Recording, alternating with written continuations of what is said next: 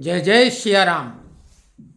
मित्रों, अंतरिम बजट आने के बाद बहुत सारे यूट्यूबर अंतर्ध्यान हो गए, मौन हो गए, जिन्होंने बहुत बहुत बड़े दावे किए थे और उनके दावों की ही वजह से तमाम कर्मचारियों और पेंशनरों की उम्मीदें कुछ ज़्यादा ही परवान चढ़ गई थी। हमने भी बहुत सी बातें की थी, लेकिन हमने खबरों को 3 हिस्सों में बांट के बताया था कि जो हम जानकारियां देते हैं वो 3 तरह की होती हैं। एक वो जो 100% बिल्कुल वैसा ही होना है, जिसमें हमने बताया था कि 4% डीए बढ़ेगा डे 1 से। जिस दिन से हमने डीए के बारे में बताना शुरू किया, अंत तक हमने 4% कहा। इस बीच में आपने देखा कि कुछ लोग 5 और 6% तक बढ़ा रहे थे और जनवरी में ही बढ़ा के पेमेंट में और पेंशन में लगा के देने की बात करने लगे थे और बोले सरकार ने घोषणा कर दी। हमने आपको शुरू से बताया कि मार्च महीने में डीए वृद्धि की घोषणा सरकार करती है और अप्रैल महीने में पेमेंट और पेंशन में मिलेगी। बिल्कुल वैसा ही हुआ। 4% महंगाई बढ़ चुकी है। सरकार ने कोई घोषणा अभी भी नहीं की है, मार्च में ही करेगी। लेकिन ये साधारण सा फार्मूला है, बिल्कुल कम से कम पढ़ा लिखा है, यानी जो पेंशन पा रहा है वो हर व्यक्ति चाहे तो बहुत पहले उसे पता लग जाएगा कि डीए कितनी बढ़ेगी। जुलाई की हम 2 महीने बाद बता देंगे कि कितनी बढ़ेगी, कोई उसमें रॉकेट साइंस नहीं है। तो ये बात। दूसरी बात बहुत महत्वपूर्ण थी नोशनल इंक्रीमेंट को लेके। आप लोगों ने ही कमेंट्स बॉक्स में पूछा था कि नोशनल इंक्रीमेंट के बारे में वीडियो बनाओ। हमने उसकी जानकारी लेके बताया था उस समय, जबकि सब तरफ से लोग हताश उदास हो चुके थे। हमने आपको बताया था कि फरवरी तक निपटारा हो जाएगा, कोई दिक्कत नहीं। सरकार ने फरवरी तक का समय लिया है। डीओपीटी और डिपार्टमेंट ऑफ एक्सपेंडिचर के बीच का मामला है। डिपार्टमेंट में लेटर इशू भी हो चुके हैं, लेकिन उन लोगों के लिए जो कि कोर्ट केस जीत चुके हैं। तो नोशनल इंक्रीमेंट के बारे में अभी भी लोग संदेह जाहिर कर रहे हैं और सरकार के लिए बोल रहे हैं कि ये सरकार कुछ नहीं देने वाली है। तो ये लोग अभी भी नकारात्मक बात नोशनल इंक्रीमेंट को लेके कर रहे हैं, जबकि हम एक कदम आगे की बात कर रहे हैं कि किसी भी पे कमीशन के समय का रिटायर हुआ हो, 3rd, 4th, 5th, 6th, 7th, सभी को नोशनल इंक्रीमेंट मिलेगा, जो कि एक दिन पहले सेवानिवृत्त हो गए हैं ड्यू इंक्रीमेंट से। क्योंकि इंक्रीमेंट पहली तारीख को लगता है और आखिरी तारीख को आदमी सेवानिवृत्त होता है। उस हिसाब से सभी दावेदार हैं। अगर सरकार ऐसा नहीं करती है तो हमने ये भी आपको भरोसा दिलाया था कि ये लड़ाई हम व्यक्तिगत तौर से लड़ेंगे। आप बोलेंगे आप हैं कौन? अरे हमने बहुत कुछ किया है, लेकिन जो हमारे दायरे का था, कोर्ट केस का मसला भी वही आदमी कर सकता है कि जिसको समझ है। क्योंकि नेतागिरी भी एक वकालत जैसा ही काम होता है। सही और गलत में अगर आप गलत का पक्ष लेंगे तो आपका जीतना बेहद मुश्किल है। लेकिन कुछ लोग धमक से, जोर जबरदस्ती, दबाव और सेटिंग से गलत को भी कहीं न कहीं जीत दिला लेते हैं। हम उनमें से नहीं। हम पहली बात लॉजिकली खुद समझते हैं कि ये सही है, तभी उसका सपोर्ट करते हैं। हाँ, ऐसा भी कुछ मामला होता है कि 50-50 का भी, और नैतिकता से हमें लगता है कि ये 50% वाला बेहतर है, तब हम उसका पक्ष लेते हैं। तो कोर्ट की बात हमने की थी कि कैट से मामला नहीं, अब सीधे सुप्रीम कोर्ट से, चूंकि पॉलिसी मैटर है नोशनल इंक्रीमेंट को लेकर। अगर सरकार कोई घोषणा नहीं करती है तो फिर ये सुप्रीम कोर्ट से इसमें फैसला होगा कि सरकार सभी पे लागू करे। क्योंकि महालेखा परीक्षक ने जो सर्कुलर जारी किया उसके अनुसार उन्होंने अप्रैल 2023 के बाद सेवानिवृत्त होने वाले सभी लोगों के लिए ये लागू कर दिया है। तो ये पॉलिसी मैटर ही तो हुआ। जब ये लागू हो गया तो पीछे वालों को क्यों नहीं लागू होगा? तो नोशनल इंक्रीमेंट का कोई मसला नहीं है, मिल गया जैसा हमने कहा था। अब रही बात उन महत्वपूर्ण मुद्दों की बात जिसकी चर्चा यूट्यूबर करते रहे, हमने भी की, लेकिन हमने ऐसा कोई दावा नहीं किया था कि ऐसा और इतने प्रतिशत होगा। जैसे कि जो भत्ते हैं कर्मचारियों के, स्लैब बदलने से 50% डीए अब हो गया है। तो अब स्लैब में जैसे एचआरए वगैरह है, एजुकेशन अलाउंस है, जो कुछ भत्ते हैं उनमें बढ़ोतरी कर्मचारियों का हो जाएगा। अब रही बात पेंशनरों की, पेंशनरों को फायदा तभी होगा जब मर्जिंग होगी। उनका तो उस स्लैब में पहुंचने से ही भत्ते बढ़ते हैं, लेकिन हम लोगों के लिए जब ये डीए मर्ज होगा, जो कि 7th पे कमीशन में व्यवस्था थी 848 पेज नंबर पर, और उसमें स्पष्ट तौर से लिखा तो था लेकिन उसमें बहुत डिटेल में नहीं था। अब इस मामले में दो पक्ष है कि एक कहते हैं 50% डीए मर्ज हो जाएगा और कुछ लोग बोल रहे हैं 25%। चूंकि उसमें ऐसा कुछ स्पष्ट नहीं है, तो अगर 25% बढ़ेगा तो तत्काल फायदा हो जाएगा पेंशनरों को भी, क्योंकि उनका एकमात्र सहारा डीआर वृद्धि है जो कि अब जुलाई में होगी। अगर अभी मर्ज हो जाएगा तो जो 25% डीए है उसमें इजाफा हो जाएगा, लेकिन फायदा होना तय है क्योंकि डीए उस मुकाम पे पहुंच गई है जिसे 50% कहते हैं, और 7th पे कमीशन में इसको मर्ज करने की बात कही है, चाहे वो 25% मर्ज हो या 50% मर्ज। 8वें पे कमीशन के बारे में हमने स्पष्ट तौर से कहा था कि बजट में तो इसकी घोषणा होगी नहीं, लोग बोल रहे हैं हो जाए बहुत अच्छा है, क्योंकि कोई अच्छी चीज है और उम्मीद से परे है, हो जाए तो इससे अच्छा और क्या है। तो ऐसा थोड़ी है कि हम कोई नहीं चाहते, कोई लाभ मिल रहा है सभी को मिल रहा है, हम अपनी व्यक्तिगत बात करते हैं कि अगर हमें कोई दान देना चाहे, हमारी बिना मेहनत के कुछ देना चाहे, हम लेने वालों में नहीं हैं, हम फ्री का कुछ नहीं चाहते हैं।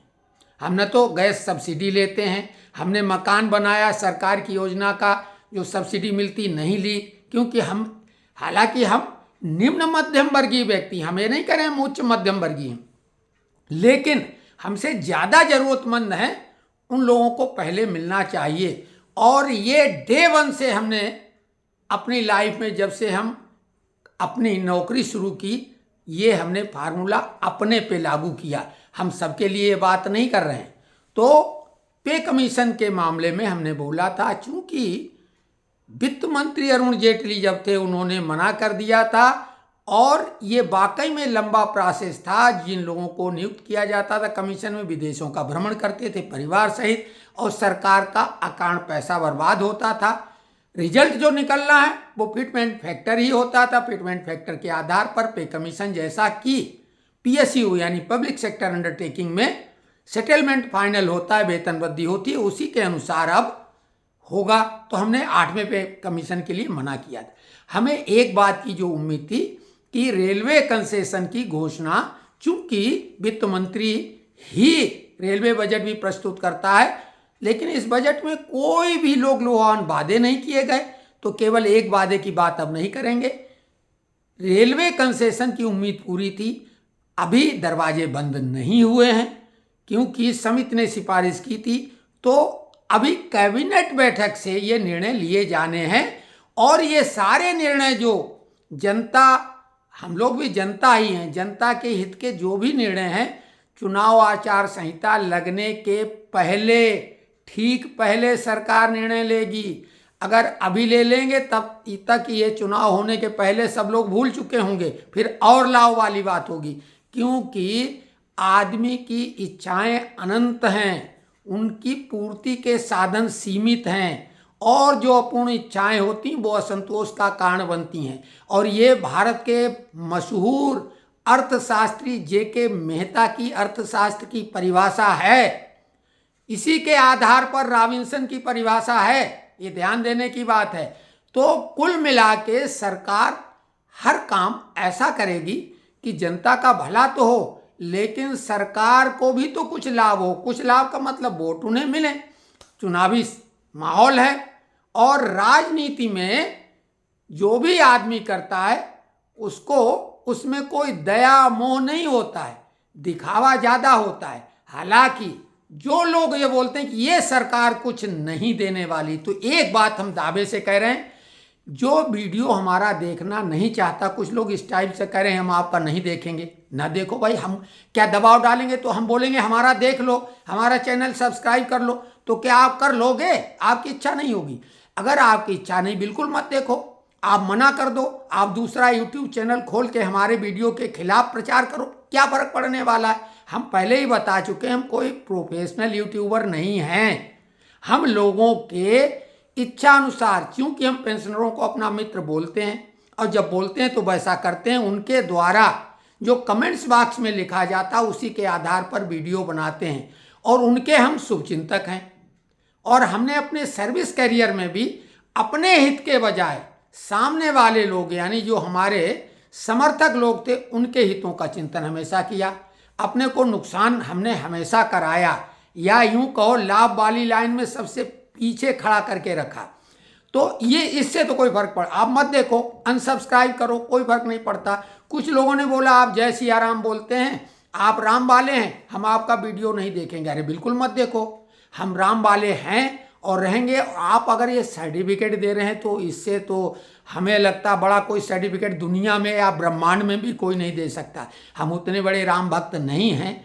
हम अगर उनकी पिछली पंक्ति में खड़े हुए राम भक्तों की लिस्ट में भी नाम हमारा आ जाए तो भी हम अपने को महाधन्य समझेंगे।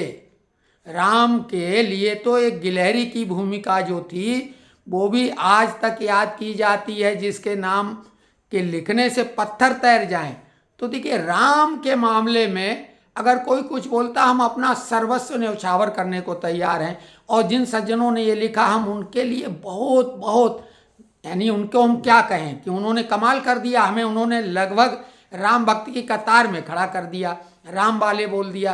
तो देखिए इस मामले का कोई फर्क नहीं पड़ेगा। आप मत देखो, आप हमारे चैनल को अनसब्सक्राइब कर दो, लोगों को मना कर दो, रिश्तेदारों को मना कर दो, कोई फर्क नहीं पड़ता। हम राम के समर्थक हैं। और उससे भी बड़ा हम हमेशा बोलते हैं नेशन फर्स्ट। हमारे लिए देश सबसे ज़्यादा महत्वपूर्ण है, कोई व्यक्ति नहीं। हमने जो भी बातें कहीं ठोक बजा के बोलते हैं। हमारे 400 से अधिक वीडियो हैं विभिन्न विषयों पर। एक भी वीडियो में कोई भी बात गलत साबित हुई हो तो वो आप सर्च करके देखो और फिर कमेंट्स बॉक्स में लिखो। जो भी बोलते हैं नाप तोल के बोलते हैं और वैसा ही होता है। तो आपको पुनः बता दें कि DAR वृद्धि जो हमने बोला था 4% हो गया है। एरियर की घोषणा चुनाव के पहले हो जाएगी, ऐसा हमारा मानना है। मर्जिंग 50 या 25% में क्या होगी नहीं मालूम। लेकिन सबसे ज़्यादा महत्वपूर्ण जो मामला था नोशनल इंक्रीमेंट का, हमने बोला था वैसा हो चुका है। और जो लोग अभी भी नकारात्मक बात कर रहे हैं वो उन्हें जानकारी नहीं है।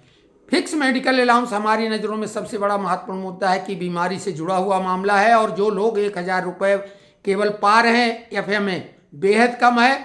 समिति ने सिफारिश 3000 की कर दी और हमारा ये मानना है 100% की सरकार आचार संहिता लगने के पहले 3000 कर देगी। 8वां पे कमीशन जो है वो फिटमेंट फैक्टर के आधार पर तय होगा। पेंशन इंक्रीज का मामला भी चुनाव आचार संहिता के पहले 50% पे हम कह सकते हैं। और रेलवे कंसेशन का भी वैसा ही मामला है। तो अन्य मामले जो भी होंगे आप कमेंट्स बॉक्स में लिखें, हम उसी विषय पर वीडियो बनाएंगे। और जिन लोगों को देखिए हमारे इसमें कई लोग तारीफ भी करते हैं। तारीफ से निश्चित रूप से अच्छा, तारीफ किसे अच्छी नहीं लगती, लेकिन तारीफ से तो कमजोरी आती है। और आज आलोचना से हमें शक्ति मिलती है। लेकिन अगर समालोचना की जाए, अच्छे को अच्छा और बुरे को बुरा कहा जाए, गलती को अगर कोई उजागर करता तो वो हमारा पथ प्रदर्शक है। क्योंकि हम ये नहीं कह रहे हम दुनिया के सबसे योग्य व्यक्ति हैं, हम सकारात्मक हैं। ये कह सकते कि हम अच्छे का साथ देने वाले, अच्छी बात कहने वाले और बिना लाग लपेट के और बिना कोई लालच के, बिना कोई भय के, बिना कोई द्वेष के अपनी बात रखते हैं।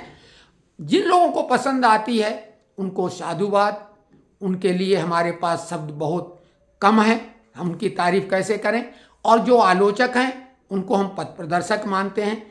और जो लोग अब शब्दों की झड़ी लगाते हैं, बहुत कम संख्या भले हो, तो उनको नसीहत देने वाले हमारे कमेंट्स बॉक्स में ही लोग मौजूद हैं। उनके लिए हम कुछ नहीं कहेंगे। दुर्जन लोगों के बारे में समय बर्बाद करना व्यर्थ है, बेकार है।